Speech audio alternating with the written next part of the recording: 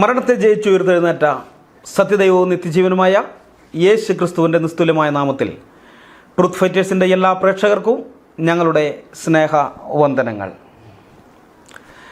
പാലക്കാട്ടെ ഒരു മദ്രസ അധ്യാപിക നൊന്ത് പ്രസവിച്ച തൻ്റെ സ്വന്തം കുഞ്ഞിൻ്റെ കഴുത്തറുത്ത് അള്ളാഹുവിന് ബലിയർപ്പിച്ച വാർത്ത പുറത്തു വന്നപ്പോൾ സോഷ്യൽ മീഡിയയിലെ നിരീശ്വരവാദികൾ ബൈബിളിനെതിരെ ഉന്നയിച്ച ആരോപണത്തിൻ്റെ പൊള്ളത്തരമാണ് നാം കഴിഞ്ഞ വീഡിയോയിൽ പരിശോധിച്ചത്.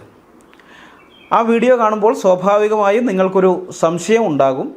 അങ്ങനെയെങ്കിൽ എന്തുകൊണ്ടാണ് യഹോവ അബ്രഹാമിനോട് തൻ്റെ മകനായ ഇസഹാക്കിനെ ബലിയർപ്പിക്കാൻ പറഞ്ഞത് എന്ന്? ആ സംശയത്തിൻ്റെ ഉത്തരമാണ് നാം ഈ വീഡിയോയിൽ പരിശോധിക്കാൻ പോകുന്നത്. സത്യത്തിൽ ആ സംശയത്തിൻ്റെ ഉത്തരം അവിടെ തന്നെയുണ്ട്. ദൈവം അബ്രഹാമിനെ പരീക്ഷിച്ചതാണ് എന്ന്. ഉൽപ്പത്തി പുസ്തകം 22-ാം അധ്യായത്തിൻ്റെ 1-ാം വാക്യം തുടങ്ങുന്നത് തന്നെ അതിൻ്റെ ശേഷം ദൈവം അബ്രഹാമിനെ പരീക്ഷിച്ചത് എങ്ങനെയെന്നാൽ എന്ന് പറഞ്ഞുകൊണ്ടാണ്. ഇത് കാണുമ്പോൾ നാസ്തികരും ബൈബിളിനെ കുറ്റം പറയുന്ന MM അക്ബറും ഒക്കെയുള്ള ദാവാക്കാരും ചോദിക്കുന്ന ഒരു സ്ഥിരം ചോദ്യമുണ്ട്. ആ ചോദ്യത്തിന് അല്പം കൂടി ലളിതമായി പാലക്കാട്ടെ മദ്രസാധ്യാപികയുടെ നരബലിക്ക് ശേഷം ഒരു നാസ്തിക മതക്കാരൻ പോസ്റ്റായി ഇട്ടിട്ടുണ്ട്. ഞാൻ ആ പോസ്റ്റ് വായിക്കാം. ചോദ്യം: ആരാണ് മനുഷ്യനെ ഉണ്ടാക്കിയത്? ഉത്തരം: ദൈവം. ഈ പ്രവാചകന്മാരെ ആരാ അയച്ചത്? ഉത്തരം: അതും ദൈവം. ചോദ്യം: അപ്പോൾ പ്രവാചകർ ദൈവം പറഞ്ഞാൽ അനുസരിക്കുമോ എന്ന് ദൈവത്തിന് അറിയില്ലേ? ഉത്തരം: അറിയാം. അപ്പോൾ ഈ എബ്രഹാമിനെ അല്ലെങ്കിൽ ഇബ്രാഹീമിനെ എന്തിനാ പരീക്ഷിച്ചത്? ഉത്തരം: അത് പ്രവാചകന് അനുസരണം ഉണ്ടോ എന്നറിയാം. ചോദ്യം: അപ്പോൾ പ്രവാചകൻ എങ്ങനെ പ്രതികരിക്കും എന്ന് ദൈവത്തിന് അറിയില്ലേ? ഉത്തരം: ജപ എല്ലാം പുസ്തകത്തിലുണ്ട്.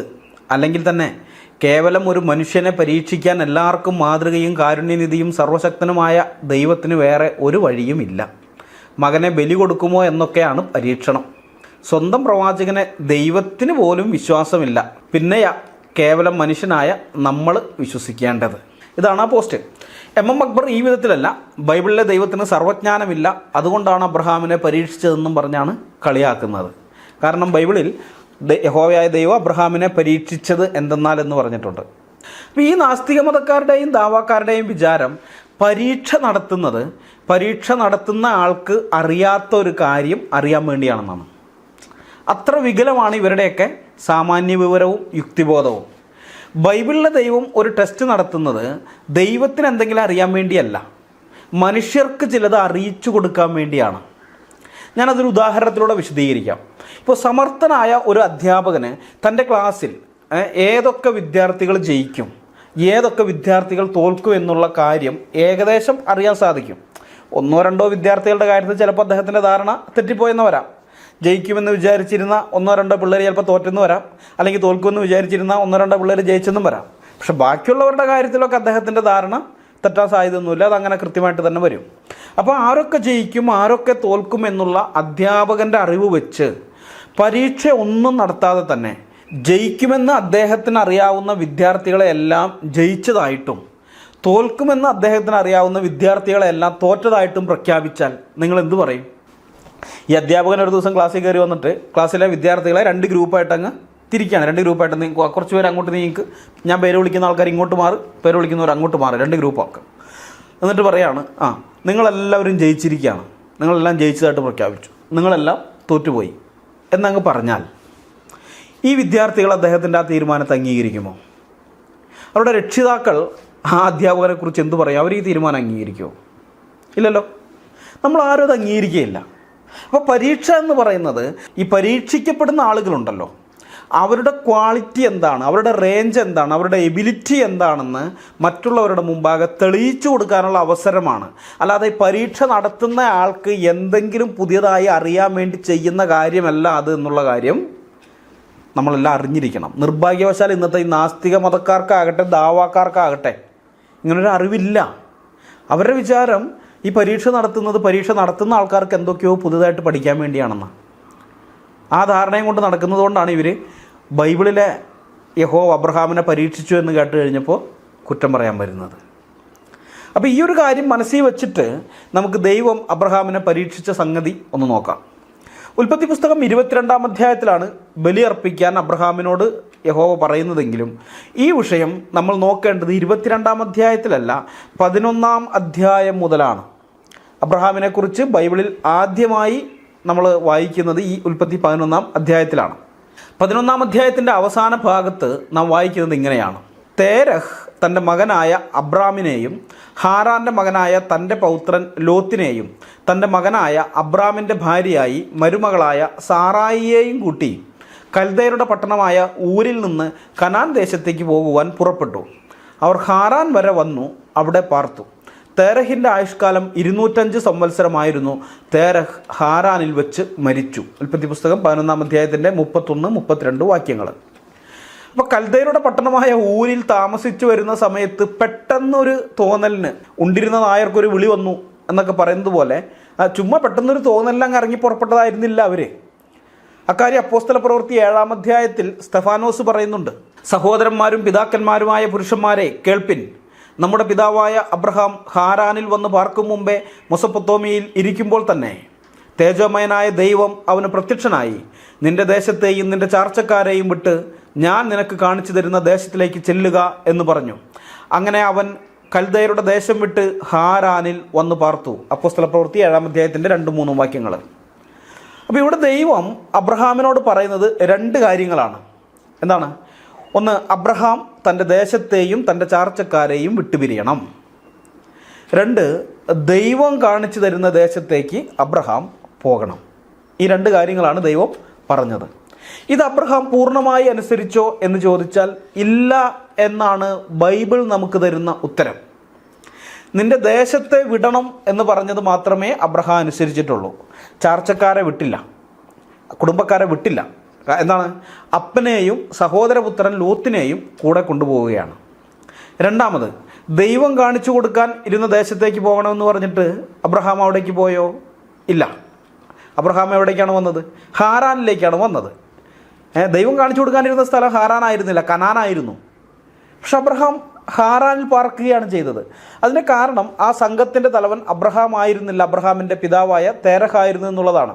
ഉൽപ്പത്തി പുസ്തകം 11-31 നമ്മൾ വായിക്കുന്നത് തേരഹ് തൻ്റെ മകനായ അബ്രഹാമിനെയും ഹാരാൻ്റെ മകനായ തൻ്റെ പൗത്രൻ ലോത്തിനെയും തൻ്റെ മകനായ അബ്രാമിൻ്റെ ഭാര്യയായി മരുമകളായ സാറായിയെയും കൂട്ടി കൽദയരുടെ പട്ടണമായ ഊരിൽ നിന്ന് കനാൻ ദേശത്തേക്ക് പോകുവാൻ പുറപ്പെട്ടു. അവർ ഹാരാൻ വരെ വന്ന് അവിടെ പാർത്തു എന്നാണ്.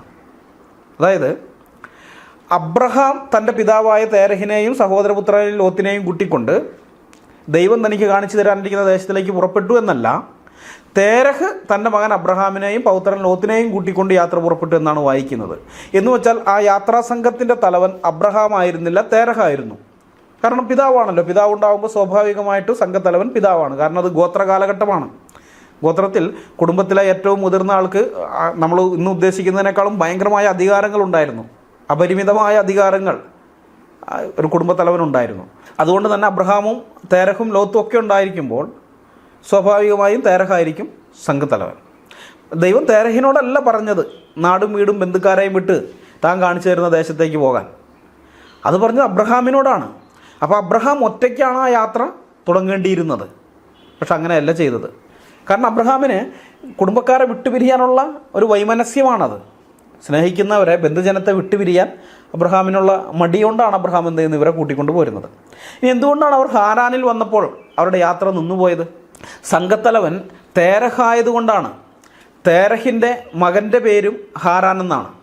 തേരഹിൻ്റെ മകൻ, ഈ ലോത്തിൻ്റെ പിതാവിൻ്റെ പേര് ഹാരാൻ എന്നാണ്. ഈ ഹാരാൻ തൻ്റെ ജന്മദേശത്ത് വെച്ച്, അതായത് കൽദയരുടെ ഒരു പട്ടണമായ ഊരിൽ വെച്ച് തന്നെ തൻ്റെ അപ്പനായ തേരഹിന് മുമ്പേ മരിച്ചു പോയിരുന്നു. ഉൽപ്പത്തി പുസ്തകം 11-28 നാം അത് വായിക്കുന്നുണ്ട്. അപ്പോൾ ദൈവം കാണിപ്പാനിരിക്കുന്ന ദേശത്തേക്കുള്ള യാത്രക്കിടയിൽ ഹാരാൻ എന്നു പേരുള്ള സ്ഥലത്തെത്തിയപ്പോൾ സംഘത്തലവനായ തേരഹ് യാത്ര നിർത്തി. കാരണം മരിച്ചുപോയ മകൻ്റെ പേരിന്, ആ മകൻ്റെ ഓർമ്മകളെ ഉണർത്തിക്കൊണ്ട് മകൻ്റെ പേരിലുള്ള ഒരു സ്ഥലം താൻ കാണുകയാണ്. അപ്പോൾ അദ്ദേഹത്തിനുണ്ടായ ഒരു വൈകാരികത കൊണ്ടായിരിക്കണം ഹാരാൻ വിട്ടുപോകാതെ അവിടെ തന്നെ താമസിക്കാൻ തേരഹ് തീരുമാനിച്ചത്. അപ്പോൾ അബ്രഹാം ചെയ്യേണ്ടിയിരുന്നത് എന്താണ്? അപ്പന് ഹാരാനിൽ താമസിക്കണമെങ്കിൽ താമസിച്ചോ, പക്ഷെ ദൈവം എന്നോട് പറഞ്ഞ സ്ഥലം ഇതല്ല, ആ സ്ഥലം എത്തുന്നതുവരെ ഞാൻ യാത്ര തുടരും എന്ന് പറഞ്ഞ് തേരഹിനെ അവിടെ വിട്ടിട്ട് തൻ്റെ യാത്ര തുടരുകയായിരുന്നു അബ്രഹാം ചെയ്യേണ്ടിയിരുന്നത്. പക്ഷെ അബ്രഹാം അത് ചെയ്തില്ല. അപ്പനോടൊപ്പം ഹാരാനിൽ തന്നെ താമസിച്ചു. പിതാവിനെ വിട്ടുപിരിയാനുള്ള മടിയാണ് അബ്രഹാമിനുണ്ടായിരുന്നത്. അവർ ഹാറാനിൽ എത്ര വർഷം താമസിച്ചു എന്ന് ബൈബിളിൽ എഴുതിയിട്ടില്ല.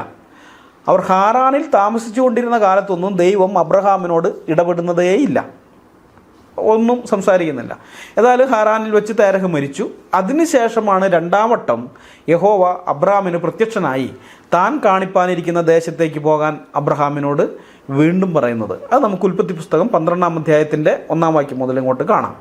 യഹോവ അബ്രഹാമിനോട് അരുളി ചെയ്തതെന്തെന്നാൽ, നീ നിൻ്റെ ദേശത്തെയും ചാർച്ചക്കാരെയും പിതൃഭവനത്തെയും വിട്ട് പുറപ്പെട്ട് ഞാൻ നിന്നെ കാണിപ്പാനിരിക്കുന്ന ദേശത്തേക്ക് പോകാം. ഞാൻ നിന്നെ വലിയൊരു ജാതിയാക്കും, നിന്നെ അനുഗ്രഹിച്ച് നിൻ്റെ പേർ വലുതാക്കും. നീ ഒരു അനുഗ്രഹമായിരിക്കും. നിന്നെ അനുഗ്രഹിക്കുന്നവരെ ഞാൻ അനുഗ്രഹിക്കും, നിന്നെ ശപിക്കുന്നവരെ ഞാൻ ശപിക്കും. നിന്നിൽ ഭൂമിയിലെ സകല വംശങ്ങളും അനുഗ്രഹിക്കപ്പെടും. യഹോവ തന്നോട് കൽപ്പിച്ചതുപോലെ അബ്രാം പുറപ്പെട്ടു. ലോത്തും അവനോടുകൂടെ പോയി. ഹാറാനിൽ നിന്ന് പുറപ്പെടുമ്പോൾ അബ്രാമിന് 75 വയസ്സായിരുന്നു. ഉൽപ്പത്തി പുസ്തകം 12-ാം അധ്യായത്തിൻ്റെ 1 മുതൽ 4 വരെയുള്ള വാക്യങ്ങൾ. ഇപ്പോഴും ദൈവം അബ്രഹാമിനോട് പറയുന്നത്, നിൻ്റെ ചാർച്ചക്കാരെയും പിതൃഭവനത്തെയും വിട്ടിട്ട് വേണം നീ ഞാൻ പറയുന്ന സ്ഥലത്തേക്ക് പോകാനെന്നാണ്. എന്നാൽ അബ്രഹാം അതനുസരിക്കുന്നില്ല. തൻ്റെ സഹോദരപുത്രനായ ലോത്തിനെയും കൂടെ കൊണ്ടുപോവുകയാണ്. ലോത്തിനെ പിരിയാനുള്ള മടി, ബന്ധുജനത്തെ പിരിയാനുള്ള മടിയാണ് അബ്രഹാമിന്. അബ്രഹാം ഇങ്ങനെ ലോത്തിനെ കൊണ്ടുപോയതിൻ്റെ ബുദ്ധിമുട്ട് പിൽക്കാലത്ത് അബ്രഹാമും ലോത്തും അനുഭവിക്കുന്നുണ്ട്. ഒരു പിതാവും ഒരിക്കലും ആഗ്രഹിക്കാത്ത വിധത്തിലുള്ള 2 ജനതകൾ, അമ്മോന്യരും മോവാബ്യരും, ലോത്തിൽ നിന്ന് ഉണ്ടായി. ലോത്തിൻ്റെ 2 പെൺമക്കളിൽ നിന്ന് ലോത്തിന് 2 ആൺമക്കൾ ജനിക്കുകയാണ്. അമ്മോന്യരും മോവാബ്യരും എന്ന് പറയുന്ന 2 ജനത അങ്ങനെയാണ് ഉണ്ടായത്. പിന്നീട് നമ്മൾ നോക്കിക്കഴിഞ്ഞാൽ ഈ അമ്മോന്യരും മോവാബ്യരും അബ്രഹാമിൻ്റെ സന്തതി പരമ്പരകളായ ഇസ്രായേൽ ജനത്തെ വളരെയധികം ഉപദ്രവിക്കുന്നതായിട്ട് കാണാം. ശത്രുക്കളായിട്ടാണ് അവർ കരുതിയിരുന്നത് ഇസ്രായേലിനെ.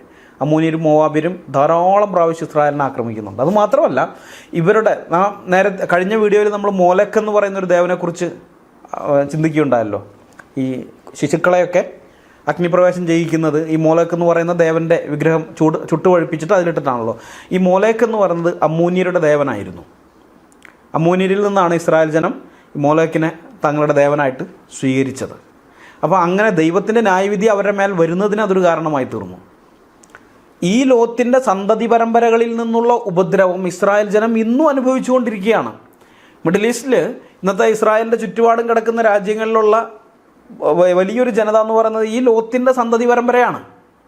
മനസ്സിലായ? ലോത്തിൻ്റെ ഈ സന്തതി പരമ്പരകൾ ഇന്നും ഇസ്രായേൽ ജനത്തെ ഉപദ്രവിച്ചുകൊണ്ടിരിക്കുകയാണ്.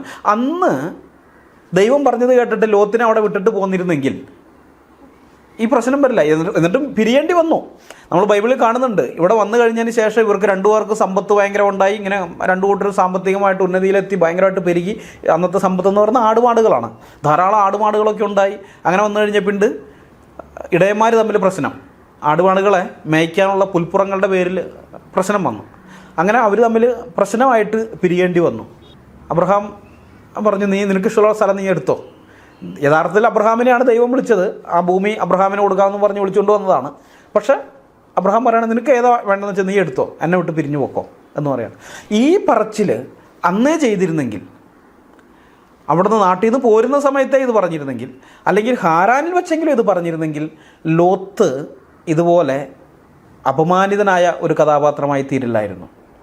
ലോത്തിൻ്റെ മക്കളെ കൊണ്ട് അബ്രഹാമിൻ്റെ മക്കൾക്ക് ഉപദ്രവവും ഉണ്ടാവില്ലായിരുന്നു. അന്ന് ദൈവം പറഞ്ഞത് കേട്ട് ലോത്തിനെ ഒഴിവാക്കി അബ്രഹാം യാത്ര തുടർന്നാൽ മതിയായിരുന്നു. അങ്ങനെയാണെങ്കിൽ ഇന്നും ലോകത്തിന് കുറേ സമാധാനം ഉണ്ടായേനെ. ഏതായാലും അവർ കനാൻ ദേശത്തെത്തി. കനാൻ ദേശത്ത് അവർ പാർക്കുന്ന സമയത്ത് ക്ഷാമം ഉണ്ടായപ്പോൾ അബ്രഹാം ദൈവത്തോട് അരുളപ്പാട് ചോദിക്കാതെ സ്വന്തം ഇഷ്ടപ്രകാരം ഈജിപ്തിലേക്ക് പോവുകയാണ്. എന്നാൽ ഈജിപ്ത് എത്താറായപ്പോൾ അബ്രഹാമിന് പേടിയായി. കാരണം എന്താണ്? സാറ സുന്ദരിയാണ്. ഈജിപ്തിലുള്ളവർ തന്നെ കൊന്ന് സാറയെ ഭാര്യയായി എടുക്കുമെന്നുള്ളതാണ് അബ്രഹാമിൻ്റെ പേടി. ആ പേടി കാരണം അബ്രഹാം ഈജിപ്തിലുള്ളവരോട് പറയുന്നത് സാറ തൻ്റെ സഹോദരിയാണെന്നാണ്. വാസ്തവത്തിൽ ദൈവത്തോട് അരുളപ്പാട് ചോദിച്ച് ദൈവം കൽപ്പിച്ചിട്ടാണ് അബ്രഹാം ഈജിപ്തിലേക്ക് പോയതെങ്കിൽ ഈ പേടി അബ്രഹാമിനുണ്ടാകില്ല. ദൈവത്തിൻ്റെ സംരക്ഷണം തനിക്കുണ്ടാകുമെന്ന് അബ്രഹാമിന് അറിയാം. അതുകൊണ്ട് അബ്രഹാം ഇങ്ങനെ പേടിക്കുകയില്ല, ഇങ്ങനെ നുണ പറയേണ്ടി വരില്ല. ഇത് നമുക്ക് എങ്ങനെ മനസ്സിലാക്കാൻ പറ്റും? കനാൻ ദേശത്ത് വന്നപ്പോൾ അബ്രഹാം കനാന്യരോട് പറഞ്ഞില്ല ഇതെൻ്റെ പെങ്ങളാണെന്ന്, എൻ്റെ ഭാര്യയാണെന്നാണ് പറഞ്ഞത്. അപ്പോൾ കനാന്യർ ദുഷ്ടന്മാരാണ്, എല്ലാ മ്ലേച്ഛതകളും അവിടെയുണ്ട്. അങ്ങനെയുള്ള മ്ലേച്ഛതയുള്ള ആ ജനത്തിനിടയിലേക്ക് ചെന്നിട്ടും അബ്രഹാം പറഞ്ഞു തൻ്റെ ഭാര്യയാണെന്നാണ്, പെങ്ങളാണെന്ന് പറഞ്ഞില്ല. ഇവരെന്നെ കൊന്ന് ഇവളെ ഭാര്യയായിട്ട് എടുക്കുമോ എന്നുള്ള ഭയം അബ്രഹാമിനുണ്ടായില്ല. കാരണം എന്താണ്? ദൈവം പറഞ്ഞിട്ട് വന്നതാണ്, ദൈവത്തിൻ്റെ സംരക്ഷണം ഉണ്ടാകും എന്നുള്ള പൂർണ്ണ ബോധ്യം ഉണ്ടായിരുന്നു. എന്നാൽ ഈജിപ്തിലേക്ക് പോയത് ദൈവത്തോട് ചോദിച്ചിട്ടല്ല. ക്ഷാമം വന്നു കഴിഞ്ഞപ്പോൾ മാനുഷിക ബുദ്ധിയിൽ അവിടെ ധാന്യമുണ്ട്, കുഴപ്പമില്ല, എന്നാൽ അവിടേക്ക് പോകാം എന്നും പറഞ്ഞ് അങ്ങനെ പോയതാണ്. അങ്ങനെ സ്വന്തം ശക്തിയിലും സ്വന്തം ബുദ്ധിയിലും ഒക്കെ ആശ്രയിച്ച് പോയത് കൊണ്ടാണ് അവിടെ ചെന്ന് കഴിഞ്ഞപ്പോൾ അബ്രഹാമിന് പേടി വരുന്നത്. അത് കഴിഞ്ഞ് വളരെ നാണക്കേടുണ്ടാക്കുന്ന, അബ്രഹാമിൻ്റെ ജീവിതത്തിൽ നാണക്കേടുണ്ടാക്കുന്ന ചില സംഭവങ്ങൾ അവിടെ നടക്കുന്നുണ്ട് ഈജിപ്തിൽ. ഞാൻ അതിനെക്കുറിച്ച് വേറൊരു വീഡിയോ ചെയ്യാൻ ഉദ്ദേശിക്കുന്നുണ്ട്, അവിടെ വിശദീകരിക്കുന്നില്ല, ഈ വീഡിയോയുടെ ദൈർഘ്യം കൂടരുതല്ലോ. അപ്പോൾ ഇവർ പിന്നെ ഈജിപ്തിൽ നിന്ന് തിരിച്ചു വരികയാണ്. തിരിച്ചു വരുന്നവർ രണ്ടുപേരും മാത്രമല്ല, ഫറവോ സാറയ്ക്ക് കൊടുത്ത ഈജിപ്ഷ്യൻ ദാസിയുണ്ട് ഹാഗാർ, അവളും അവരോടൊപ്പം പോരുകയാണ്. അങ്ങനെ ഈജിപ്തിൽ നിന്ന് വന്നെത്തിയതിന് ശേഷം ദൈവം അബ്രഹാമുമായി ഒരു ഉടമ്പടി ചെയ്യുന്നു. ഉൽപ്പത്തി പുസ്തകം 15-ാം അധ്യായത്തിൽ നമുക്കത് കാണാം. ദൈവം അബ്രഹാമിനെ കൂടാരത്തിന് പുറത്തേക്ക് കൊണ്ടുചെന്നിട്ട് പറയുകയാണ്, നീ ആകാശത്തേക്ക് നോക്കുക, നക്ഷത്രങ്ങളെ എണ്ണുവാൻ കഴിയുമെങ്കിൽ എണ്ണ്, നിൻ്റെ സന്തതി ഇതുപോലെ ആകുമെന്നാണ് ദൈവം അബ്രഹാമിനോട് പറയുന്നത്, അല്ലെങ്കിൽ ഉടമ്പടി ചെയ്യുന്നത്. അപ്പോൾ ഈ സമയത്ത് അബ്രഹാമിന് മക്കളൊന്നും ഇല്ലാട്ടാ, സന്തതിയെ കൊടുക്കുമെന്നുള്ള വാഗ്ദാനം മാത്രമാണ് ദൈവം ഇവിടെ നൽകുന്നത്, ആ വാഗ്ദാനമാണ് ഇവിടെ ചെയ്യുന്നത്. എന്നാൽ ചില വർഷങ്ങൾ കഴിഞ്ഞ് ഇവർ കാത്തിരിക്കുകയാണ്. ദൈവം മക്കളെ തരാമെന്ന് പറഞ്ഞിട്ടുണ്ടല്ലോ, ആകാശത്തിലെ നക്ഷത്രങ്ങളെ പോലെ മക്കളുണ്ടാകുമെന്ന് പറഞ്ഞിട്ടുണ്ടല്ലോ. അപ്പോൾ അതുകൊണ്ട് കാത്തിരിക്കുകയാണ്. വർഷങ്ങൾ കഴിഞ്ഞു, സാറയ്ക്ക് മക്കളെ ഉണ്ടാകുന്നില്ല. അപ്പോൾ സാറ നിർബന്ധിക്കാൻ തുടങ്ങി അബ്രഹാമിനെ. അന്നത്തെ നാട്ടുനടപ്പനുസരിച്ച് യജമാനത്തിക്ക് മക്കളില്ലെങ്കിൽ യജമാനത്തിയുടെ ദാസിയുമായി യജമാനത്തിയുടെ ഭർത്താവ് ബന്ധപ്പെട്ടാൽ ഉണ്ടാകുന്ന കുഞ്ഞ് അത് ദാസിയുടെ കുഞ്ഞല്ല, യജമാനത്തിയുടെ കുഞ്ഞായിട്ടാണ് പരിഗണിക്കപ്പെടുക. ദൈവം വാഗ്ദാനം ചെയ്തിട്ടുണ്ടെങ്കിലും കാത്തിരുന്ന് മക്കളൊന്നും ഉണ്ടാകുന്നില്ല എന്ന് കണ്ടപ്പോൾ സാറ അബ്രഹാമിനോട് പറയുന്നത്, യഹോവ എൻ്റെ ഗർഭം അടച്ചിരിക്കുകയാണ്, നീ നാട്ടുനടപ്പനുസരിച്ച് ഹാഗാറിൻ്റെ അടുക്കൽ ചെല്ല്, അവൾ വഴി എനിക്ക് മക്കളുണ്ടാകുമെന്നാണ്. അങ്ങനെ അബ്രഹാം തൻ്റെ ഭാര്യയുടെ വാക്ക് അനുസരിക്കുകയാണ്. ദൈവം വളരെ വ്യക്തമായിട്ട് വാഗ്ദത്തം കൊടുത്തിട്ടുള്ളതാണ്, കൃത്യമായി ദൈവം പറഞ്ഞിട്ടുള്ളതാണ്, അനുസരിച്ച് കാത്തിരുന്നാൽ മതി. പക്ഷേ വിശ്വാസ ജീവിതത്തിൻ്റെ ആരംഭത്തിൽ എല്ലാവർക്കും ഉണ്ടാകുന്ന പ്രശ്നമാണിത്. ദൈവത്തെ പരിപൂർണമായിട്ട് വിശ്വസിക്കാനുള്ള ഒരു ഇത് വരും. ഇതൊക്കെ കുറേ അനുഭവങ്ങളിലൂടെ, അപ്പം ഞാനും അതെ, എല്ലാവരും യേശുക്രിസ്തുവിലേക്ക് വന്നിരിക്കുന്ന ഏതൊരു വ്യക്തികളെ നിങ്ങൾ നോക്കിക്കഴിഞ്ഞാൽ കാണാം, ആ ആത്മീയ ജീവിതത്തിൻ്റെ ആരംഭത്തിൽ, വിശ്വാസ ജീവിതത്തിൻ്റെ ആരംഭത്തിൽ ഇതുപോലെയുള്ള പല അബദ്ധങ്ങളും ചെയ്യും. പക്ഷേ ഓരോരോ അനുഭവങ്ങളിലൂടെ ദൈവത്തെ കൂടുതൽ അറിയുകയും ദൈവമായിട്ട് ചേർന്ന് നടക്കുകയും ചെയ്യുമ്പോൾ പിന്നെ നമുക്ക് മനസ്സിലാകുകയാണ്, നല്ല ബോധ്യം വരികയാണ് ഉള്ളിൽ. അനുഭവങ്ങളിലൂടെ ദൈവം നമ്മളെ പഠിപ്പിക്കുകയാണ് ഈ ദൈവം വിശ്വസിക്കാൻ കൊള്ളാവുന്നവനാണെന്ന്. അപ്പോഴാണ് ഉറച്ച വിശ്വാസത്തിൽ പിന്നെ നിൽക്കാൻ തുടങ്ങുന്നത്. സ്റ്റാർട്ടിങ്ങിൽ ഇങ്ങനെയുള്ള പ്രശ്നം ഉണ്ടാവും. ഇത് തന്നെയാണ് അബ്രഹാമിന് സംഭവിച്ചത്. അബ്രഹാമും ഏലിയാവും എല്ലാവരും നമുക്ക് സമസ്വഭാവമുള്ള മനുഷ്യരാണ്, നമ്മളെപ്പോലെ തന്നെയുള്ള മനുഷ്യർ തന്നെയാണ് അവരും. അപ്പോൾ ഏതായാലും അബ്രഹാമും തൻ്റെ ഭാര്യയുടെ വാക്കനുസരിക്കുന്നു. അങ്ങനെ 86-ാം വയസ്സിൽ അബ്രഹാമിന് ഹാഗാറിൽ ഒരു മകൻ ജനിക്കുകയാണ്, ഇസ്മായേൽ. അബ്രഹാമിൻ്റെ ഈ അനുസരണക്കേടിന് ദൈവം 13 കൊല്ലം അബ്രഹാമിനോട് സംസാരിക്കുന്നില്ല. അതാണ് അതിൻ്റെ ശിക്ഷ. അത് മനസ്സിലാക്കാൻ ഉൽപ്പത്തി പുസ്തകം 16-ാം അധ്യായത്തിൻ്റെ അവസാന വാക്യവും 17-ാം അധ്യായത്തിൻ്റെ ആദ്യത്തെ വാക്യവും നമ്മൾ നോക്കണം. അതിങ്ങനെയാണ്, ഹാഗാർ അബ്രാമിന് ഇസ്മായേലിനെ പ്രസവിച്ചപ്പോൾ അബ്രാമിന് 86 വയസ്സായിരുന്നു. ഉൽപ്പത്തി പുസ്തകം 16:16 അവസാനത്തെ വാക്യം. അബ്രാമിന് 99 വയസ്സായപ്പോൾ യഹോവ അബ്രാമിന് പ്രത്യക്ഷനായി അവനോട്, ഞാൻ സർവ്വശക്തിയുള്ള ദൈവമാകുന്നു, നീ എൻ്റെ മുമ്പാകെ നടന്ന് നിഷ്കളങ്കനായിരിക്കുക. ഉൽപ്പത്തി 17:1. ഇപ്പോൾ ഈ ബൈബിളിലെ പുസ്തകങ്ങളെ അധ്യായങ്ങളായും വാക്യങ്ങളുമായി തിരിച്ചത് പിന്നീടാണ്. മോശെ ഇതെഴുതുന്ന സമയത്ത് അധ്യായങ്ങളും വാക്യങ്ങളൊന്നുമില്ല, ഒറ്റയടിക്ക് ഒരേ ഇതിനകത്ത് തന്നെ ഇങ്ങനെ എഴുതി വരികയാണ്. അപ്പോൾ അതെങ്ങനെയാണ്? ഹാഗാർ ഇസ്മായിലിനെ പ്രസവിച്ചപ്പോൾ അബ്രാമിന് 86 വയസ്സായിരുന്നു എന്ന് പറഞ്ഞിട്ട് തൊട്ടടുത്ത വാചകത്തിൽ അബ്രാമിന് 99 വയസ്സായപ്പോൾ യഹോവ അബ്രാമിന് പ്രത്യക്ഷനായി എന്നാണ് മോശ എഴുതുന്നത്. അപ്പോൾ ഇടയിൽ ഈ 86 വയസ്സിനും 99 വയസ്സിനും ഇടയിലുള്ള 13 കൊല്ലക്കാലം ദൈവം അബ്രാമിൻ്റെ മുമ്പാകെ പ്രത്യക്ഷപ്പെടുകയോ വേറെ ഏതെങ്കിലും രീതിയിൽ അബ്രാമിനോട് ഇടപെടുകയോ അബ്രാമിനോട് സംസാരിക്കുകയോ ഒന്നും ചെയ്തിട്ടില്ല. അബ്രാമിൻ്റെ ഈ അനുസരണക്കേടിന് ദൈവം കൊടുത്ത ശിക്ഷ അതാണ്. 13 കൊല്ലം അബ്രാമിൻ്റെ ജീവിതത്തിൽ ദൈവമായിട്ട് ബന്ധമില്ലാതെ പോയി. അബ്രാമിൻ്റെ അനുസരണക്കേടിനുള്ള ശിക്ഷയാണത്. അപ്പോൾ 99-ാമത്തെ വയസ്സിൽ യഹോവ പ്രത്യക്ഷപ്പെട്ടപ്പോൾ അബ്രാമിനോട് പറയുന്നത്, ഞാൻ സർവ്വശക്തിയുള്ള ദൈവമാകുന്നു എന്നാണ്. എന്ന് വെച്ചാൽ 99 വയസ്സുള്ള നിനക്കൊരു കുഞ്ഞിനെ തരാനുള്ള ശക്തി എനിക്കുണ്ടെന്നാണ് അതിൻ്റെ അർത്ഥം. ഞാൻ സർവ്വശക്തിയുള്ള ദൈവം എന്ന് പറയുമ്പോൾ എനിക്ക് കഴിയാത്ത കാര്യമില്ല, ഞാൻ സർവ്വശക്തനാണ്, എനിക്കെല്ലാവരും കഴിയും. നീ 99 വയസ്സായി, നീ ശാരീരികമായി നീ ഏറ്റവും ദുർബലാവസ്ഥയിലാണെങ്കിലും ശരി, നിനക്കൊരു സന്തതിയെ തരാനുള്ള ശക്തി എനിക്കുണ്ട് എന്നാണ് ദൈവം അവിടെ പറയുന്നത്. ഈ 17-ാം അധ്യായത്തിലാണ് സാറയിൽ അബ്രാമിന് ജനിക്കാനിരിക്കുന്ന കുഞ്ഞിൻ്റെ പേര് ഇസഹാക്ക് എന്നായിരിക്കണമെന്നും താൻ ഉടമ്പടി ചെയ്യുന്നത് ഇസഹാക്കിനോടായിരിക്കുമെന്നും പറയുന്നത്. ഞാൻ ആ ഭാഗം വായിക്കാം. ദൈവം പിന്നെയും അബ്രാമിനോട്, നിൻ്റെ ഭാര്യയായ സാറായിയെ സാറായി എന്നല്ല വിളിക്കേണ്ടത്, അവളുടെ പേർ സാറ എന്നിരിക്കണം. ഞാൻ അവളെ അനുഗ്രഹിച്ച് അവളിൽ നിന്ന് നിനക്ക് ഒരു മകനെ തരും. ഞാൻ അവളെ അനുഗ്രഹിക്കുകയും അവൾ ജാതികൾക്ക് മാതാവായി തീരുകയും ജാതികളുടെ രാജാക്കന്മാർ അവളിൽ നിന്ന് ഉത്ഭവിക്കുകയും ചെയ്യും എന്ന് അരുളി ചെയ്തു. അപ്പോൾ അബ്രാം കവിണ്ണ് വീണ് ചിരിച്ചു. 100 വയസ്സുള്ളവന് മകൻ ജനിക്കുമോ, 90 വയസ്സുള്ള സാറ പ്രസവിക്കുമോ എന്ന് തൻ്റെ ഹൃദയത്തിൽ പറഞ്ഞു. ഇസ്മായേൽ നിൻ്റെ മുമ്പാകെ ജീവിച്ചിരുന്നാൽ മതി എന്ന് അബ്രഹാം ദൈവത്തോട് പറഞ്ഞു. അതിന് ദൈവം അരുളി ചെയ്തത്, അല്ല, നിൻ്റെ ഭാര്യയായ സാറ തന്നെ നിനക്കൊരു മകനെ പ്രസവിക്കും. നീ അവന് ഇസ്ഹാക്ക് എന്ന് പേരിടണം. ഞാൻ അവനോടും അവൻ്റെ ശേഷം അവൻ്റെ സന്തതിയോടും എൻ്റെ നിയമത്തെ നിത്യനിയമമായി ഉറപ്പിക്കും. ഇസ്മായേലിനെക്കുറിച്ചും ഞാൻ നിൻ്റെ അപേക്ഷ കേട്ടിരിക്കുന്നു. ഞാൻ അവനെ അനുഗ്രഹിച്ച് അത്യന്ത സന്താനപുഷ്ടിയുള്ളവനായി വർദ്ധിപ്പിക്കും. അവൻ 12 പ്രഭുക്കന്മാരെ ജനിപ്പിക്കും. ഞാൻ അവനെ വലിയൊരു ജാതിയാക്കും. എൻ്റെ നിയമം ഞാൻ ഉറപ്പിക്കുന്നതോ ഇനിയത്തെ ആണ്ട് ഈ സമയത്ത് സാറ നിനക്ക് പ്രസവിപ്പാനുള്ള ഇസഹാക്കിനോട് ആകുന്നു. ഉൽപ്പത്തി പുസ്തകം 17-ാം അധ്യായത്തിൻ്റെ 15 മുതൽ 21 വരെയുള്ള വാക്യങ്ങളാണ്. അപ്പോൾ ഇവിടെ ഇസഹാക്കിനോടുള്ള ബന്ധത്തിൽ വളരെ വ്യക്തമായി ദൈവം 3 കാര്യങ്ങൾ അബ്രഹാമിനോട് പറയുന്നുണ്ട്. ഒന്ന്, സാറയിൽ നിന്ന് തന്നെ അബ്രഹാമിന് ഇസഹാക്ക് എന്നൊരു സന്തതി ജനിക്കും. 2, ഇസഹാക്ക് എന്ന സന്തതിയിൽ നിന്ന് അനേകം ജനതകളും രാജാക്കന്മാരും ഉത്ഭവിക്കും.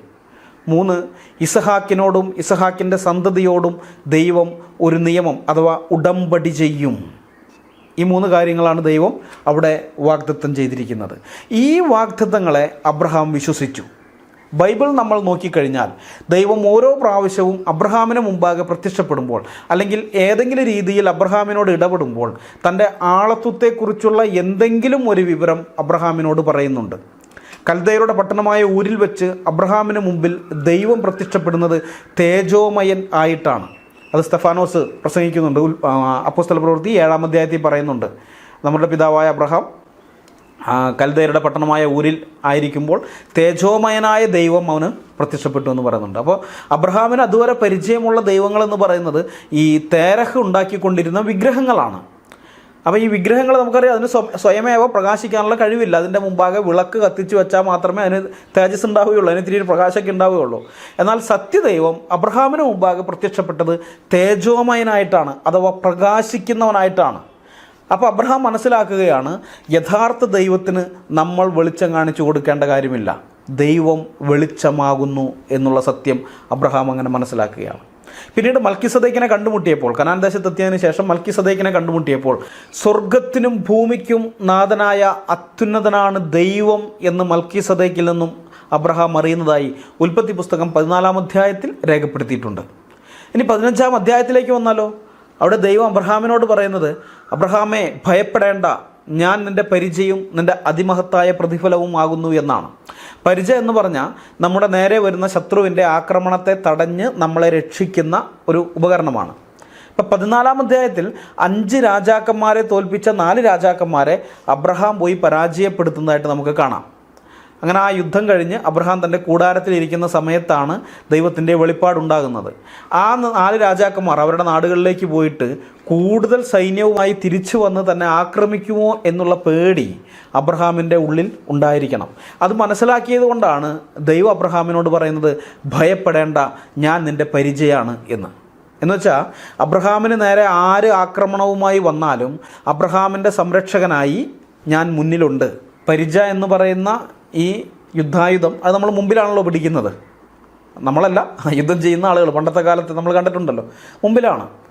അപ്പോൾ ശത്രുവിൻ്റെ ആയുധത്തെ നമ്മുടെ ശരീരത്തിൽ കൊള്ളാതെ നമ്മളെ തടഞ്ഞ് സംരക്ഷിക്കുന്നത് പരിചയമാണ്. അപ്പോൾ ദൈവം പറയാണ്, അവർ തിരിച്ചു വന്ന് നിന്നെ ആക്രമിക്കാനായിട്ട് വന്നാലും ശരി, നിന്നെ അവർ തൊടുകയില്ല, എന്നെ തൊട്ടട്ടെ നിന്നെ തൊടുകയുള്ളൂ, ഞാൻ നിനക്ക് മുമ്പിലുണ്ടാകും, പേടിക്കണ്ട എന്ന്. ഇനി 17-ാം അധ്യായത്തിലേക്ക് വരുമ്പോൾ ദൈവം അബ്രഹാമിനോട് പറയുന്നത്, ഞാൻ സർവശക്തിയുള്ള ദൈവമാകുന്നു എന്നാണ്. അതെന്തുകൊണ്ടാണ് നമ്മൾ നേരത്തെ കണ്ടതാണല്ലോ. ഇങ്ങനെ ഓരോ പ്രാവശ്യവും പ്രത്യക്ഷനാകുന്ന സമയത്ത് തൻ്റെ ആളത്വത്തെക്കുറിച്ച്, താൻ എങ്ങനെയുള്ളവനാണ് എന്നതിനെക്കുറിച്ച്, തൻ്റെ സ്വഭാവത്തെക്കുറിച്ച്, തൻ്റെ സത്തയെക്കുറിച്ച് ദൈവം അബ്രഹാമിന് വ്യക്തമായ വെളിപ്പാട് നൽകുന്നുണ്ട്. റെവലേഷൻ അഥവാ വെളിപ്പാടെന്ന് പറയുന്ന സംഗതി തന്നെ ദൈവത്തിൻ്റെ സത്തയെക്കുറിച്ചോ ആളത്വത്തെക്കുറിച്ചോ സ്വഭാവത്തെക്കുറിച്ചോ എന്തെങ്കിലും ഒരു കാര്യം അടങ്ങിയിരിക്കുന്നതായിരിക്കണം. അങ്ങനെ ഒരു സംഗതി ഇല്ലെങ്കിൽ അത് വെറും ഇൻഫോർമേഷൻ മാത്രമാണ്. ഒരു കാര്യത്തെക്കുറിച്ചുള്ള അറിവുകൾ അല്ലെങ്കിൽ വിവരങ്ങൾ പങ്കുവെച്ചു എന്നേ പറയാൻ പറ്റൂ. അല്ലാതെ വെളിപ്പാട് കിട്ടി, റെവലേഷൻ കിട്ടി എന്ന് ബൈബിൾ അനുസരിച്ച് പറയാൻ സാധിക്കുകയില്ല. വെളിപ്പാട് എന്നതുകൊണ്ട് ബൈബിൾ ഉദ്ദേശിക്കുന്നത് ദൈവത്തിൻ്റെ സത്തയെക്കുറിച്ചോ ആളത്വത്തെക്കുറിച്ചോ പ്രവർത്തനത്തെക്കുറിച്ചോ സ്വഭാവത്തെക്കുറിച്ചുള്ള അറിവ് ഉൾക്കൊള്ളുന്ന ഇൻഫോർമേഷനാണ്, അല്ലാതെ വെറും ഇൻഫോർമേഷൻ അല്ല. അപ്പോൾ ഇസ്മായേൽ ജനിച്ച് 13 കൊല്ലം കഴിഞ്ഞ് അബ്രഹാമിന് മുമ്പാകെ ദൈവം പ്രത്യക്ഷപ്പെടുമ്പോഴും തൻ്റെ പതിവ് തെറ്റിക്കുന്നില്ല. ദൈവം അബ്രഹാമിനോട് പറയുന്നത്, ഞാൻ സർവ്വശക്തിയുള്ള ദൈവമാകുന്നു എന്നാണ്. ആ സർവ്വശക്തൻ 100-ാം വയസ്സിൽ അബ്രഹാമിന് ഒരു സന്തതിയെ കൊടുക്കുന്നു. അതാണ് ഇസഹാക്ക്. ഇസഹാക്ക് ജനിച്ചു കഴിഞ്ഞതിന് ശേഷം ഇസ്മായേൽ ഇസഹാക്കിനെ ഉപദ്രവിക്കുകയും ഇതിൻ്റെ അനന്തരഫലമായി ഹാഗാറിനെയും ഇസ്മായേലിനെയും അബ്രഹാം വീട്ടിൽ നിന്ന് പുറത്താക്കുകയും ചെയ്യുകയാണ്. പിന്നെ അബ്രഹാമിനുള്ളത് ഈ ഇസഹാക്ക് എന്ന ഏക മകൻ മാത്രമാണ്. നിന്റെ സന്തതിയുമായി ഞാനൊരു ഉടമ്പടി ചെയ്യുമെന്ന ദൈവത്തിൻ്റെ വാഗ്ദത്തം നിറവേറപ്പെടാൻ പോകുന്നത് ഈ മകനിലൂടെയാണ്, ഇസഹാക്കിലൂടെയാണ്. അനേകം ജനതകളും രാജാക്കന്മാരും ഉത്ഭവിക്കുമെന്ന ദൈവത്തിൻ്റെ വാഗ്ദത്തം നിറവേറപ്പെടാൻ പോകുന്നത് ഈ ഇസഹാക്കിലൂടെയാണ്. അബ്രഹാമിൻ്റെ എല്ലാ സ്വത്തിൻ്റെയും അവകാശി ഈ ഇസഹാക്ക് എന്ന ഏകമകൻ മാത്രമാണ്. അബ്രഹാമിൻ്റെ സന്തോഷത്തിൻ്റെ കേന്ദ്രമെന്ന് പറയുന്നത് ഇപ്പോൾ ഇസഹാക്ക് മാത്രമാണ്. അബ്രഹാം തൻ്റെ ജീവനേക്കാളേറെ സ്നേഹിക്കുന്നത് ഈ മകനെയാണിപ്പോൾ. അവനെ സ്നേഹിച്ചതുപോലെ അബ്രഹാം തൻ്റെ ജീവിതത്തിൽ വേറെ ഒരാളെയും സ്നേഹിച്ചിട്ടുണ്ടാവില്ല. അപ്പം അങ്ങനെ ഇസഹാക്കിന് ചുറ്റുമായി അബ്രഹാമിൻ്റെ ജീവിതം മുന്നോട്ട് പോയിക്കൊണ്ടിരിക്കുകയാണ്. ദൈവം അബ്രഹാമിനോടൊരു കാര്യം ആവശ്യപ്പെടുന്നത് ഉൽപ്പത്തി പുസ്തകം 22-ാം അധ്യായത്തിൻ്റെ 1-2 വാക്യങ്ങളിൽ നമുക്കത് കാണാം. അതിനുശേഷം ദൈവം അബ്രഹാമിനെ പരീക്ഷിച്ചത് എങ്ങനെയെന്നാൽ, അബ്രഹാമേ എന്ന് വിളിച്ചതിന് ഞാൻ ഇതാ എന്നവൻ പറഞ്ഞു. അപ്പോൾ അവൻ, നിന്റെ മകനെ, നീ സ്നേഹിക്കുന്ന നിന്റെ ഏകജാതനായ ഇസഹാക്കിനെ തന്നെ കൂട്ടിക്കൊണ്ട് മോരിയാദേശത്ത് ചെന്ന് അവിടെ ഞാൻ നിന്നോട് കൽപ്പിക്കുന്ന ഒരു മലയിൽ അവനെ ഹോമയാഗം കഴിക്കുക എന്ന് അരുളി ചെയ്തു. അബ്രഹാം അതികാലത്ത് എഴുന്നേറ്റ് കഴുതയ്ക്ക് കോപ്പിട്ട് കെട്ടി ബാല്യക്കാരിൽ 2 പേരെയും തൻ്റെ മകൻ ഇസഹാക്കിനെയും കൂട്ടി ഹോമയാഗത്തിന് വിറക് കീറി എടുത്തുകൊണ്ട് പുറപ്പെട്ടു.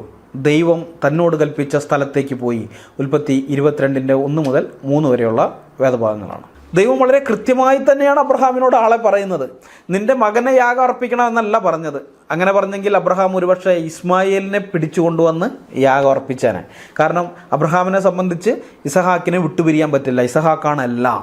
അപ്പം അങ്ങനെ ഉണ്ടാകാതിരിക്കാൻ വേണ്ടി ദൈവം വളരെ കൃത്യമായി അബ്രഹാമിനോട് പറയുകയാണ്, നീ സ്നേഹിക്കുന്ന നിന്റെ മകനെ, നിന്റെ ഏകജാതനായ ഇസഹാക്കിനെ തന്നെ നീ യാഗം അർപ്പിക്കണമെന്ന്. അത് കേട്ടപ്പോൾ എന്തിനാ ഞാനത് ചെയ്യേണ്ടതെന്ന് അബ്രഹാം തിരിച്ച് ചോദിക്കുകയോ പറയുകയോ ഒന്നും ചെയ്യുന്നില്ല. അടുത്ത വാക്യത്തിൽ നാം കാണുന്നത്, അബ്രഹാം അതികാലത്ത് എഴുന്നേറ്റ് കഴുതയ്ക്ക് കോപ്പിട്ട് കെട്ടി ബാല്യക്കാരിൽ 2 പേരെയും തൻ്റെ മകൻ ഇസഹാക്കിനെയും കൂട്ടി ഹോമയാഗത്തിന് വിറക് കീറിയെടുത്തുകൊണ്ട് പുറപ്പെട്ടു. ദൈവം തന്നോട് കൽപ്പിച്ച സ്ഥലത്തേക്ക് പോയി എന്നാണ്. അബ്രഹാമിൻ്റെ വിശ്വാസ ജീവിതം ആരംഭിച്ചത് എങ്ങനെയാണെന്ന് നിങ്ങളൊന്ന് ആലോചിച്ച് നോക്കണം. നമ്മളത് മുമ്പേ പരിശോധിച്ചതാണല്ലോ. നിൻ്റെ ദേശത്തെയും നിൻ്റെ പിതൃഭവനത്തെയും ചാർച്ചക്കാരെയും വിട്ട് ഞാൻ നിനക്ക് കാണിച്ചു തരുന്ന ദേശത്തിലേക്ക് ചെല്ലുക എന്ന് ദൈവം പറഞ്ഞപ്പോൾ അപ്പനെയും സഹോദരപുത്രനെയും വിട്ടുപിരിയാനുള്ള മടി കൊണ്ട് അവരെയും കൂടെ കൂട്ടി യാത്ര പുറപ്പെട്ട ആളാണ് അബ്രഹാം. അപ്പം മരിച്ചു കഴിഞ്ഞപ്പോൾ വീണ്ടും ദൈവം അബ്രഹാമിനോട് പറഞ്ഞു, നിൻ്റെ ചാർച്ചക്കാരെയും പിതൃഭവനത്തെയും വിട്ടിട്ട് വേണം ഞാൻ പറയുന്ന സ്ഥലത്തേക്ക് നീ പോകാനെന്ന്. അപ്പോഴും അനുസരിക്കാൻ അബ്രഹാമിന് ബുദ്ധിമുട്ടാണ്. തൻ്റെ സഹോദരപുത്രനായ ലോത്തിനെ വിട്ടുപിരിയാൻ മനസ്സില്ലാതെ അവനെയും കൂട്ടിക്കൊണ്ടാണ് അബ്രഹാം കനാനിലേക്ക് പോകുന്നത്. ഇപ്പോൾ അബ്രഹാമിൻ്റെ വിശ്വാസ ജീവിതം ആരംഭിക്കുന്നത് അങ്ങനെയാണ്. ബന്ധങ്ങളെ വിട്ടുകളയാൻ മനസ്സില്ലാത്ത ആളായിരുന്നു അബ്രഹാം. താൻ സ്നേഹിക്കുന്ന പ്രിയപ്പെട്ടവരെ വിട്ടുപിരിയാൻ മടിയുള്ള ആളായിരുന്നു അബ്രഹാം. ആ അബ്രഹാമാണ് തൻ്റെ വിശ്വാസ ജീവിതത്തിൻ്റെ വളർച്ചയിലെത്തിയപ്പോൾ ദൈവം ആരാണ്, എങ്ങനെയുള്ളവനാണ് എന്ന് മനസ്സിലാക്കി കഴിഞ്ഞപ്പോൾ, ദൈവത്തിൻ്റെ സ്വഭാവം എങ്ങനെയുള്ളതാണ് എന്ന് മനസ്സിലാക്കി കഴിഞ്ഞപ്പോൾ, ദൈവത്തിൻ്റെ പ്രവൃത്തി എങ്ങനെയുള്ളതാണ് എന്ന് മനസ്സിലാക്കി കഴിഞ്ഞപ്പോൾ, ദൈവം തന്നോട് കൽപ്പിച്ചതനുസരിക്കാൻ വേണ്ടി അപ്പനായ തേരഹിനേക്കാളും സഹോദരപുത്രനായ ലോത്തിനേക്കാളും ലോകത്തിലെ മറ്റാരേക്കാളും തന്നേറെ സ്നേഹിക്കുന്ന തൻ്റെ ഏകജാതനായ ഇസഹാക്കിനെ വിട്ടുപിരിയാൻ, അവനെ യാഗം അർപ്പിക്കാൻ തയ്യാറാകുന്നത്. ഈ വിധത്തിലുള്ളൊരു മാറ്റം അബ്രഹാമിൽ ഉണ്ടായത് ദൈവവുമായുള്ള നിരന്തര സമ്പർക്കത്തിൻ്റെ ഫലമായിട്ടാണ്. ദൈവത്തിൻ്റെ സ്വഭാവം എങ്ങനെയുള്ളതാണെന്ന് അബ്രഹാം മനസ്സിലാക്കി. ദൈവത്തിൻ്റെ ശക്തി എത്ര വലുതാണ് എന്ന് അബ്രഹാം മനസ്സിലാക്കി. ദൈവത്തിൻ്റെ പ്രവൃത്തി എങ്ങനെയുള്ളതാണെന്ന് അബ്രഹാം മനസ്സിലാക്കി. അതുകൊണ്ടാണ് ചോദ്യവും പറച്ചിലും ഒന്നുമില്ലാതെ അബ്രഹാം അത് ചെയ്യാനായിട്ട് പോയത്. ഇതിനെക്കുറിച്ച് പുതിയ നിയമത്തിൽ പറയുന്നത് ഇങ്ങനെയാണ്. എബ്രായ ലേഖനത്തിൽ, വിശ്വാസത്താൽ അബ്രഹാം താൻ പരീക്ഷിക്കപ്പെട്ടപ്പോൾ ഇസഹാക്കിനെ യാഗമർപ്പിച്ചു. ഇസഹാക്കിൽ നിന്ന് ജനിക്കുന്നവൻ നിന്റെ സന്തതി എന്ന് വിളിക്കപ്പെടും എന്ന് അരുളപ്പാട് ലഭിച്ചു വാഗ്ദത്തങ്ങളെ കൈക്കൊണ്ടവൻ തൻ്റെ ഏകജാതനെ അർപ്പിച്ചു. മരിച്ചവരുടെ ഇടയിൽ നിന്ന് ഉയർപ്പിപ്പാൻ ദൈവം ശക്തനെന്നെണ്ണുകയും അവരുടെ ഇടയിൽ നിന്ന് എഴുന്നേറ്റവനെ പോലെ അവനെ തിരികെ പ്രാപിക്കുകയും ചെയ്തു എന്നാണ് എബ്രായ ലേഖനം 11 അധ്യായത്തിൻ്റെ 17 മുതൽ 19 വരെയുള്ള ഭാഗത്ത് പറഞ്ഞിരിക്കുന്നത്. ഇസഹാക്കുമായി ഞാൻ ഉടമ്പടി ചെയ്യും, ഇസഹാക്കിൽ നിന്ന് ജനിക്കുന്നവരായിരിക്കും നിന്റെ സന്തതി എന്ന് വിളിക്കപ്പെടുന്നത് എന്ന വാഗ്ദത്തം അബ്രഹാമിന് ലഭിച്ചിട്ടുണ്ട്. ആ വാഗ്ദത്തമൊന്നും ഇതുവരെ നിറവേറിയിട്ടില്ല. ഇസഹാക്ക് ഈ സമയത്ത് ബാലനാണ്. അവൻ്റെ കല്യാണം കഴിഞ്ഞ് അവന് സന്തതി ഒന്നും ഉണ്ടായിട്ടില്ല. ദൈവം അവനോട് ഉടമ്പടി ചെയ്തിട്ടില്ല. ഇതൊന്നും നടന്നിട്ടില്ല. അപ്പോൾ ദൈവത്തിൻ്റെ സ്വഭാവം വെച്ച് വാഗ്ദത്തം ചെയ്താൽ അത് നിറവേറ്റുന്നവനാണ് ദൈവം എന്ന് അബ്രഹാം അത്രയും വർഷത്തെ വിശ്വാസ ജീവിതത്തിൽ നിന്ന് പഠിച്ചിട്ടുണ്ട്, അനുഭവം കൊണ്ട് പഠിച്ചിട്ടുണ്ട്. അതുമാത്രമല്ല, ദൈവത്തിൻ്റെ സർവ്വശക്തിയെക്കുറിച്ചും അബ്രഹാം മനസ്സിലാക്കിയിട്ടുണ്ട്. ഇസഹാക്കിനെ യാഗമർപ്പിച്ച് ഇസഹാക്ക് ആ യാഗപീഠത്തിന്മേൽ ചാരമായി പോയാലും ആ ചാരത്തിൽ നിന്ന് ഇസഹാക്കിനെ ഉയർത്തെഴുന്നേൽപ്പിക്കാൻ ശക്തിയുള്ളവനാണ് ദൈവം എന്ന കാര്യം ഇത്രയും നാളത്തെ ദൈവത്തോടൊപ്പമുള്ള വിശ്വാസ ജീവിതത്തിൽ നിന്ന് അബ്രഹാം പഠിച്ചിട്ടുണ്ട്. അപ്പോൾ ദൈവം തന്നോട് ഇസഹാക്കിനെ കുറിച്ച് വാഗ്ദത്തം ചെയ്തിരിക്കുന്ന കാര്യങ്ങൾ നിറവേറപ്പെടണമെങ്കിൽ ഇസഹാക്ക് ജീവനോടെ ഉണ്ടായാലേ പറ്റുകയുള്ളൂ. അപ്പോൾ താൻ ഇസഹാക്കിനെ യാഗം അർപ്പിച്ചാലും ദൈവത്തിന് തൻ്റെ വാഗ്ദത്തം നിറവേറ്റാൻ അവനെ ജീവനോടെ ഉയർത്തെഴുന്നേൽപ്പിച്ച് തനിക്ക് തന്നെ തിരിച്ചു തന്നേ മതിയാകൂ എന്നുള്ള ബോധ്യം അബ്രഹാമിനുണ്ട്. അതുകൊണ്ടാണ് അബ്രഹാം ഒരു ചോദ്യവും പറച്ചിലും ഇല്ലാതെ ഇസഹാക്കിനെ യാഗം അർപ്പിക്കാൻ തയ്യാറാകുന്നത്. അപ്പോൾ ദൈവത്തിനെക്കുറിച്ച് അബ്രഹാം ഇത്രയും കാര്യങ്ങൾ മനസ്സിലാക്കിയിട്ടുണ്ടെന്ന കാര്യം ദൈവത്തിനും അറിയാം. സർവജ്ഞാനി ആയതുകൊണ്ട് ദൈവത്തിന് ഇതറിയാം. പക്ഷെ നാട്ടുകാർക്കറിയില്ല. അവർക്കാകെ അറിയാവുന്നത് കുടുംബക്കാരെയും ബന്ധുക്കാരെയും ഉപേക്ഷിക്കാൻ പറഞ്ഞിട്ട് ഉപേക്ഷിക്കാതെ അപ്പനെയും സഹോദരപുത്രനെയും കൂട്ടി യാത്ര തുടങ്ങിയ, ക്ഷാമം വന്നപ്പോൾ ദൈവത്തോട് അരുളപ്പാട് ചോദിക്കാതെ സ്വന്തം ഇഷ്ടപ്രകാരം ഈജിപ്തിലേക്ക് പോയ, ഈജിപ്തിൽ ചെന്നിട്ട് സ്വന്തം ജീവൻ രക്ഷിക്കാൻ വേണ്ടി ഭാര്യയെ പെങ്ങളെന്ന് പറഞ്ഞ, ദൈവത്തിൻ്റെ വാഗ്ദത്തത്തിൽ വിശ്വസിക്കാതെ ഭാര്യയുടെ വാക്ക് കേട്ട് ദാസിയിൽ പുത്രനെ ഉണ്ടാക്കിയ അബ്രഹാമിനെയാണ്. ഇതാണ് അവർക്കാകെ അറിയാവുന്നത് അബ്രഹാമിനെക്കുറിച്ച്. ഇതൊക്കെ കഴിഞ്ഞ് ഇത്രയും വർഷങ്ങൾ കൊണ്ട് അബ്രഹാമിൻ്റെ ഉള്ളിൽ ദൈവത്തെക്കുറിച്ചുള്ള പരിജ്ഞാനത്താൽ വന്ന മാറ്റങ്ങൾ എന്തൊക്കെയാണെന്ന് നാട്ടുകാർക്ക് അറിയേയില്ല. അപ്പോൾ അവർക്കത് മനസ്സിലാക്കി കൊടുക്കാൻ വേണ്ടിയാണ് ദൈവം അബ്രഹാമിനെ പരീക്ഷിക്കുന്നത്. അവർക്കത് മനസ്സിലാക്കി കൊടുക്കാനാണ്. അല്ലാതെ ദൈവത്തിന് എന്തെങ്കിലും അറിയാൻ വേണ്ടിയിട്ടല്ല, അബ്രഹാമിനെ കുറിച്ച് എന്തെങ്കിലും അറിയാൻ വേണ്ടിയിട്ടൊന്നുമല്ല. നാട്ടുകാർ മനസ്സിലാക്കണം അബ്രഹാം എങ്ങനെയുള്ളവനാണ്, അബ്രഹാമിൻ്റെ വിശ്വാസ ജീവിതത്തിൽ അബ്രഹാമിനുണ്ടായ വളർച്ച എന്താണ്, അവൻ എന്നെ എങ്ങനെയൊക്കെ ആശ്രയിക്കുന്നു, എന്നിൽ അവൻ പരിപൂർണമായ വിശ്വാസം വെച്ചിരിക്കുന്നു, എൻ്റെ വാഗ്ദത്തങ്ങൾ അങ്ങനെ തന്നെ നിറവേറുമെന്ന് അവൻ ഉറച്ച് വിശ്വസിക്കുന്നവനാണ്. അപ്പോൾ അബ്രഹാമിൻ്റെ ഈ മാറ്റം നാട്ടുകാരെ അറിയിക്കുക എന്നുള്ള ഉദ്ദേശത്തിലാണ് ദൈവം അബ്രഹാമിനെ പരീക്ഷിച്ചത്. ആ പരീക്ഷയിൽ അബ്രഹാം വിജയിക്കുകയും ചെയ്തു. അബ്രഹാം ഇസ്ഹാക്കിനെ യാഗമർപ്പിക്കാൻ പോയപ്പോൾ ദൈവദൂതൻ തടയുകയും പകരം അവിടെ കാട്ടിൽ കൊമ്പ് കുടുങ്ങിക്കിടന്ന ഒരു ആട്ടുകൊറ്റനെ പിടിച്ച് യാഗമായിട്ട് അർപ്പിക്കുകയും ചെയ്തു. ഉൽപ്പത്തി പുസ്തകം 22 അധ്യായത്തിലെ ഈ ടെസ്റ്റ് കഴിഞ്ഞതിന് ശേഷം, ദൈവത്തിൻ്റെ ഈ ടെസ്റ്റ് കഴിഞ്ഞതിന് ശേഷം ജനങ്ങൾ അബ്രഹാമിനോട് പറയുന്നൊരു വാചകം ഉൽപ്പത്തി പുസ്തകം 23 അധ്യായത്തിൽ രേഖപ്പെടുത്തിയിട്ടുണ്ട്. സാറ മരിച്ചു കഴിഞ്ഞതിന് ശേഷമാണ് ഈ വാചകം അബ്രഹാമിനെക്കുറിച്ച് ആ നാട്ടുകാർ പറയുന്നത്. ഞാനത് വായിക്കാം. പിന്നെ അബ്രഹാം മരിച്ചവളുടെ അടുക്കൽ നിന്ന് എഴുന്നേറ്റ് ഹിത്യരോട് സംസാരിച്ചു. ഞാൻ നിങ്ങളുടെ ഇടയിൽ പരദേശിയും വന്നു പാർക്കുന്നവനുമാകുന്നു. ഞാൻ എൻ്റെ മരിച്ചവളെ കൊണ്ടുപോയി അടക്കേണ്ടതിന് എനിക്ക് നിങ്ങളുടെ ഇടയിൽ ഒരു ശ്മശാന ഭൂമി അവകാശമായി തരുവിൻ എന്ന് പറഞ്ഞു. ഹിത്യർ അബ്രഹാമിനോട്, യജമാനനെ കേട്ടാലും നീ ഞങ്ങളുടെ ഇടയിൽ ദൈവത്തിൻ്റെ ഒരു പ്രഭുവാകുന്നു. ഞങ്ങളുടെ ശ്മശാന സ്ഥലങ്ങളിൽ വെച്ച് വിശേഷമായതിൽ മരിച്ചവളെ അടക്കിക്കൊള്ളുക. മരിച്ചവളെ അടക്കുവാൻ ഞങ്ങളിലാരും ശ്മശാന സ്ഥലം നിനക്ക് തരാതിരിക്കുകയില്ല എന്ന് ഉത്തരം പറഞ്ഞു. ഉൽപ്പത്തി പുസ്തകം 23 അധ്യായത്തിൻ്റെ 3 മുതൽ 6 വരെയുള്ള വാക്യങ്ങൾ. ആ നാട്ടുകാർ പരദേശിയായി അവരുടെ ഇടയിൽ പാർക്കുന്ന അബ്രഹാമിനോട് പറയുകയാണ്, യജമാനനെ നീ ഞങ്ങളുടെ ഇടയിൽ ദൈവത്തിൻ്റെ ഒരു പ്രഭുവാകുന്നു എന്ന്. ഉൽപ്പത്തി പുസ്തകം 19 അധ്യായത്തിൻ്റെ 9 വാക്യത്തിൽ ലോത്തിനെക്കുറിച്ച് സോദോം ഗൊമോറയിലുള്ളവർ പറയുന്നൊരു വാചകമുണ്ട്. അതിങ്ങനെയാണ്, ഇവനൊരുത്തൻ പരദേശിയായി വന്ന് പാർക്കുന്നു, ന്യായം വിധിക്കാനും ഭാവിക്കുന്നു എന്നാണ് അവർ ലോത്തിനെ പരിഹസിച്ച് പറയുന്നത്. ലോത്ത് ഇരിക്കുന്നത്, ഈ 2 ദൂതന്മാർ, ദൈവദൂതന്മാർ അവിടെ ചെല്ലുമ്പോൾ ലോത്ത് പട്ടണവാതിൽക്കൽ ഇരിക്കുന്നതായിട്ട് നമ്മൾ കാണുന്നുണ്ട്. അന്നത്തെ കാലത്ത് ഈ പട്ടണവാതിൽക്കൽ ഇരിക്കുക എന്ന് പറയുന്നത് മൂപ്പന്മാരാണ്, പട്ടണത്തിലെ മൂപ്പന്മാരാണ് പട്ടണവാതിൽക്കൽ ഇരിക്കുന്നത്. അപ്പോൾ അവിടെ എന്തെങ്കിലും പ്രശ്നങ്ങളൊക്കെ ഉണ്ടായാൽ പരാതി എന്ന് പറയേണ്ടത് ഈ പട്ടണവാതിൽക്കൽ ഇരിക്കുന്നവരോടാണ്, മൂപ്പന്മാരോടാണ്. അവരാണ് ന്യായാധിപന്മാരും കൂടിയാണ് അവർ. അപ്പോൾ ലോത്തിന് സമ്പത്തുണ്ട്, അതിസമ്പത്ത് കാരണം അവർ ലോത്തിനെ അവിടെ പട്ടണത്തിലെ മൂപ്പന്മാരിൽ ഒരാളായിട്ട്, ന്യായാധിപന്മാരിൽ ഒരാളായിട്ട് നിയമിച്ച് വെച്ചിരിക്കുകയാണ്. അതൊക്കെ ശരിയാണ്. പക്ഷേ ഉള്ളിൻ്റെ ഉള്ളിൽ ഇവർക്കൊന്നും ഒരു ബഹുമാനം ലോത്തിനോടില്ല. അവർ ലോത്തിനോട് പറയാ, നീ ഒരുത്തം പരദേശിയായി വന്ന് വാർത്തിട്ട് ഞങ്ങളെ ന്യായം വിധിക്കാൻ പോവുകയാണോ? അവർ ഈ ദൈവദൂതന്മാരെ വേണമെന്ന് പറഞ്ഞ് ചെല്ലുമ്പോൾ ലോത്ത് തടയുന്നുണ്ട്. തടയുമ്പോൾ അവർ പറയുന്ന വാചകമാണത്.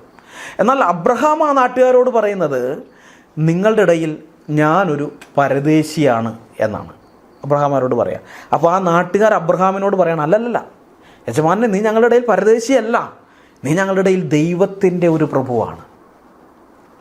ആ നാട്ടുകാർ എന്തുകൊണ്ടാണ് അബ്രഹാമിനെ കുറിച്ച് അങ്ങനെ ഒരു സാക്ഷ്യം പറയുന്നത്? തൊട്ട് മുമ്പത്തെ അധ്യായത്തിൽ നടന്ന സംഭവത്തിൻ്റെ അടിസ്ഥാനത്തിലാണ്. 22-ാം അധ്യായത്തിൽ ഇസഹാക്കിനെ അബ്രഹാം ബലിയർപ്പിക്കാൻ തയ്യാറായതുകൊണ്ടാണ് അവരത് പറയുന്നത്. ആ നാട്ടുകാർക്ക് മക്കളെ ബലി കൊടുക്കുന്നത് പുതുമയുള്ള കാര്യമൊന്നുമല്ല. ഒരുപക്ഷെ അവരിൽ പലരും മോലേക്കിന് തങ്ങളുടെ മക്കളെ അർപ്പിച്ചവരായിരിക്കും. 10-12 മക്കളുള്ളതിൽ ഒരെണ്ണത്തിനെ പിടിച്ചായിരിക്കും ഇങ്ങനെ അഗ്നിപ്രവേശം ചെയ്യിക്കുന്നത്. എന്നാൽ അബ്രഹാമിൻ്റെ കാര്യത്തിൽ ഇസഹാക്കിനെ പോലെ സ്വന്തം ഭാര്യയിൽ ജനിച്ച വേറൊരു മകൻ അബ്രഹാമിനില്ല. ഇസഹാക്കിനെ പോലെ ദൈവത്തിൽ നിന്ന് വാഗ്ദത്തം ലഭിച്ചിട്ടുള്ളൊരു മകൻ അബ്രഹാമിന് വേറെയില്ല. ഞാൻ ഉടമ്പടി ചെയ്യും എന്ന് ദൈവം അബ്രഹാമിനോട് പറഞ്ഞിട്ടുള്ള മകൻ ഇസഹാക്കല്ലാതെ വേറെ ഒരാളില്ല.